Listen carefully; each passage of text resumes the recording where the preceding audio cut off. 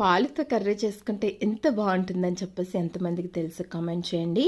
ఈ పాలు కర్రీ చేసుకుంటే చాలా అంటే చాలా బాగుంటుందండి. సింపుల్, ఉల్లిపాయలు పాలు ఉంటే చాలండి. ఈ కర్రీ ప్రిపరేషన్ చూద్దాము.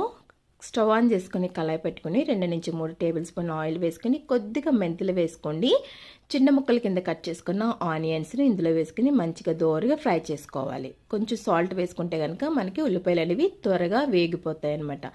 సో ఇక్కడ చూపించిన విధంగా ఉల్లిపాయలు వేయించుకున్న తర్వాత కట్ చేసుకున్న 2-3 పచ్చిమిర్చి వేసుకుని అవి కూడా ఒకసారి సాట్ చేసుకుని ఇందులోకి 2 నుంచి 3 మీడియం సైజు టమాటాలను ప్యూరీ కింద చేసుకుని అవి కూడా పచ్చి స్మెల్ పోయే వరకు వేయించుకోవాలి. ఇప్పుడు ఇందులోకి కొద్దిగా పసుపు, కొద్దిగా కారం, కొద్దిగా సాల్ట్ వేసుకుని 3 కూడా మంచిగా ఉల్లిపాయల్లో మిక్స్ అయ్యేలాగా కలుపుకోండి. ఇలా కలుపుకున్న తర్వాత ఇవన్నీ పచ్చి స్మెల్ పోయే వరకు వేయించుకుని ఇందులో మనకి మీరు చేసుకునే క్వాంటిటీ అంటే కర్రీ క్వాంటిటీని బట్టి మీరు పాలు వేసుకోవచ్చు. నేను ఇక్కడైతే 1/2 లీటర్ వరకు పచ్చి పాలను తీసుకొని ఒకసారి గరిటెతో ఇలా కలుపుకొని ఒక 5 మినిట్స్ మనం మూత పెట్టుకుంటే కనుక మనకి ఇక్కడ చూపిస్తున్న విధంగా పాలు అనేవి పొంగుతాయండి. సో చాలా కమ్మగా ఉంటుందన్నమాట ఈ కర్రీ.